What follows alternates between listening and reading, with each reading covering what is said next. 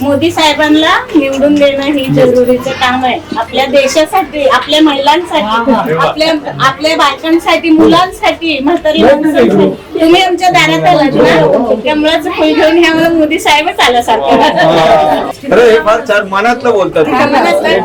आनंद वाटलाय की तुम्ही आले. म्हणून मला असं वाटतं की खूप 1,00,000 रुपये माझ्याजवळ आलेला हे मला करोडो रुपयामध्ये मी उभी आहे. ती माणसं माझ्या दारात आली, माझे तेजाब माझ्या दारात आले असं वाटते मला. मोदी साहेब आल्यासारखं वाटते. आणि टीव्हीवर मोदी साहेबांना वगैरे मी पाया पडत असते.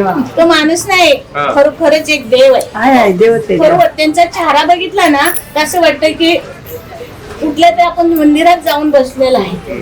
कधी विचार नाही करायला पाहिजे की हे असं आहे ती तसं आहे. त्यांनी महागाई केली का?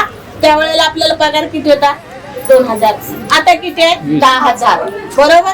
आपल्याला आता काय म्हणतात, महागाई झाली, सिलेंडर महाग झाला. अरे पगार किती घेता तुम्ही? पहिले 5,000 पगार, आता आपण 12,000 रुपये पगार घेतोय.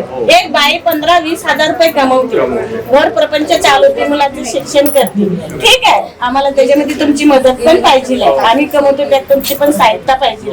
पण लोक ही काय करते, विचार वेगळा करतात.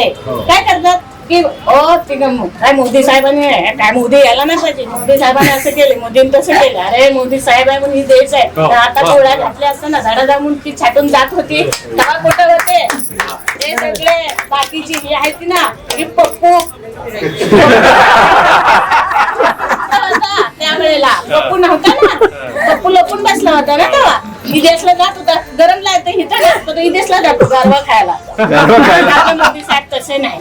मोदी साहेब आपले जाऊन गोरगरिबाच्या घरी जाऊन चहा पितात, गोरगरिबांच्या डोक्यावर हात असतो. त्यांचा नुसता आशीर्वाद जरी मिळला ना तरी खूप काय म्हणते. आणि सगळे आपलं जेवढे निवडणुकीला उभा राहतील तेवढे निवडून आले पाहिजे. लय म्हणणं लय खूप झाले तुम्ही आला.